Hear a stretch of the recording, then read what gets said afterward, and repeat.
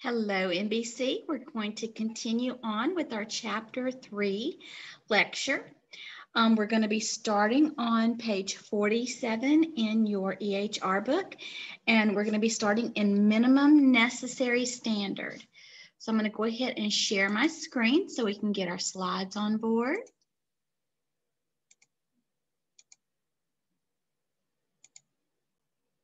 Okay, so what is the minimum necessary standard? So when a covered entity makes an allowed disclosure, it should include only a minimum necessary amount of information to accomplish the purpose. I'm going to go ahead and make this bigger. Okay, so what it's telling us is you're only going to release exactly what's being asked for in the on the release form. You're not going to be saying, oh, well, maybe they might need this, and oh, well, maybe they need this medical record, and oh, no, you're only going to give what they've asked for at the minimum. Let's talk about authorization versus consent. So an authorization form is needed when information is to be disclosed for purposes other than treatment, payment, or operations. For example, for training or quality assurance analysis. A general authorization is usually adequate, but a specific authorization is required for disclosure of information considered especially sensitive, such as results of an HIV test. Individual choice principle. Patients should have a reasonable opportunity to make informed decisions about the collection, use, or disclosure of their PHR. For records to be released, an authorization form must be completed. HIPAA privacy rule permits but does not require covered entities to voluntarily obtain patient consent for uses and disclosures of PHI for treatment, payment, and operations. So if you refer to your EHR exercise, your brown box on page 47, it says it's 3.2, authorization for the release of medical records. And you're going to be able to put that into practice when you do that exercise. Let's talk about security rule. The HIPAA privacy rule governs the use and disclosure of PHI, protected health information, in all forms, whereas the HIPAA security rule outlines the administrative, physical, and technological measures that covered entities must take to implement and comply with the privacy rule. In a nutshell, the privacy rule is a statement of principles, and the security rule is a plan for applying them. The security rule is supposed to ensure that information is not destroyed by natural disaster or some more malicious means, and that only people who are supposed to have access to PHI can gain access to it, and that it is in line with their job functions.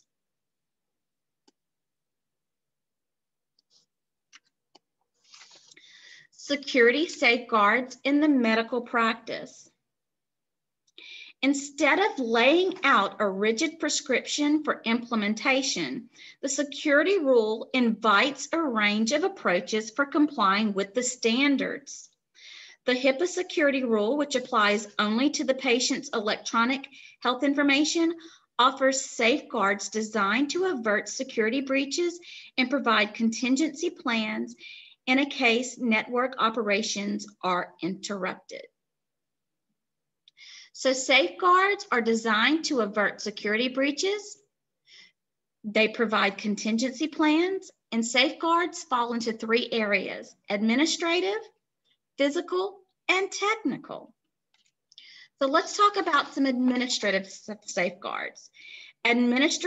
Administrative safeguards require the medical practice or other covered entity to adopt formal processes to prevent, detect, contain, and correct security violations. There are 4 implementation specifications: risk analysis, risk management, sanction penalties policy, and information system activity review.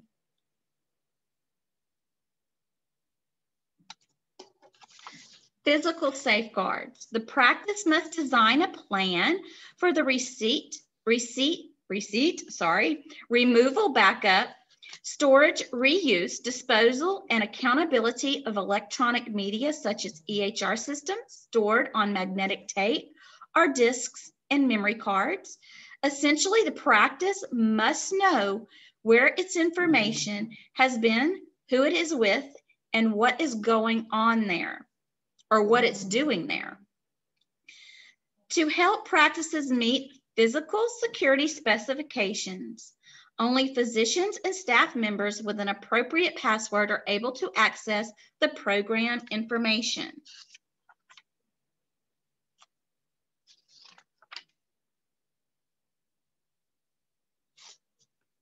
So some physical safeguard to ensure security of electronic data, buildings and equipment, and some sample methods are screensavers, login, and password. So let's talk about technical safeguards.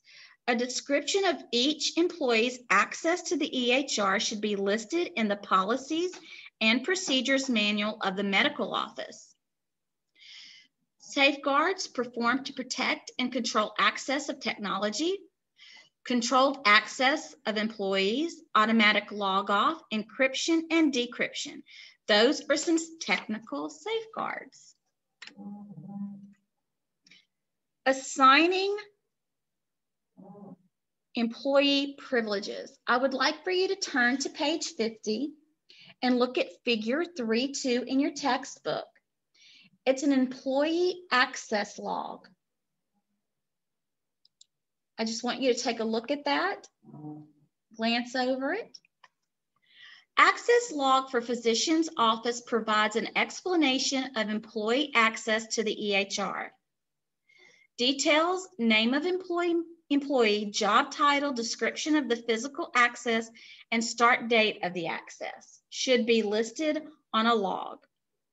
Once the staff member leaves employee of healthcare facility, the date of termination is documented as well.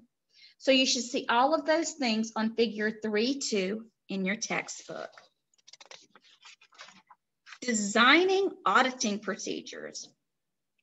Periodically, the security officer should examine each employee's access trail within the EHR. Systems link a person's username to reveal an electronic breadcrumb trail and required as part of the security procedures. Limited access policies for specific patients. Limiting employee access to patient information is only one way of increasing patient privacy. Let's refer to exercise 3.3 in your textbook. It's also found on page 50. 3.3 says notice of privacy practice, NPP, and patient's bill of right documents. So this particular slide, you're going to be able to put that into action in this EHR exercise. Patient's rights under HIPAA.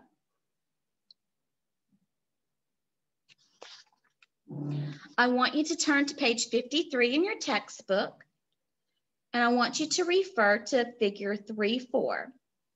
So this is just an example of an OCR's compliant processing procedure, and it's just important for you guys to refer to that and make sure that you pay close attention.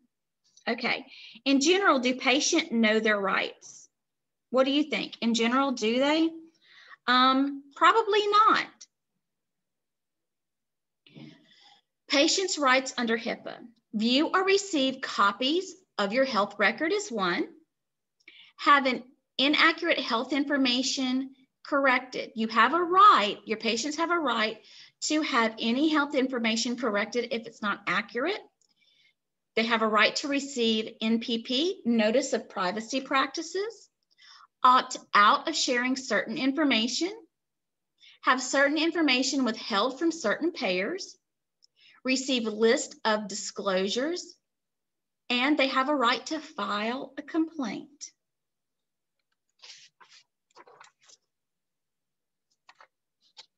Organizations aimed at securing EHR systems. Healthcare cybersecurity issues are ever evolving, and organizations must stay on their toes given the proliferation of online threats. So an EHR has built-in security features. HIPAA privacy regulations help to ensure security and privacy as well. Centers of Medicare and Medicaid Services, CMS, had their own security and accessing rules. HITECH Act, I want you to look that up. It's very, very important that you know what the HITECH Act is. And I'm kind of looking in our textbook to see if it just pops out at me. And it does not. So I tell you what, I'm writing myself a note and I'm going to give you a definition of the HITECH Act. The HITECH Act is simply an act that has required facilities to go to an EHR system, and it's also a lot to do with meaningful use. So that was one of our key terms. I'm actually looking in our key terms to see if they have HITECH Act, and they don't. So I tell you what, I am going to do a little lecture on the HITECH Act, and you guys be expecting that this week. Certain parties have access to view private medical information, whereas others are prohibited from doing so. So let's talk about access to protected health information. Who has access? Financial institutions, government agencies, consumer reporting agencies, Medical Information Bureau, prescription database tools, employers, family and friends, internet communities, researchers, and direct marketing firms.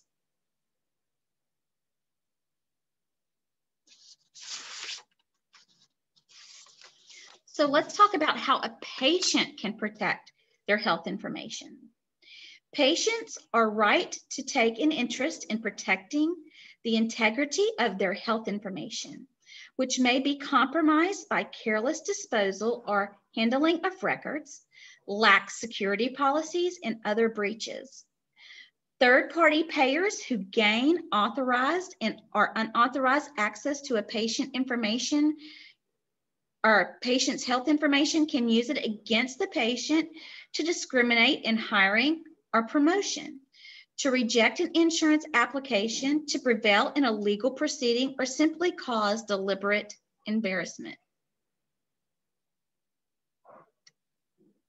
So patients can protect their health information by reviewing medical, dental, and prescription drug records for accuracy, requesting a disclosure log, requesting restrictions on disclosure of sensitive information, ask to receive correspondence at alternative locations, pay out of pocket, and opt for online versus paper statements and read them carefully.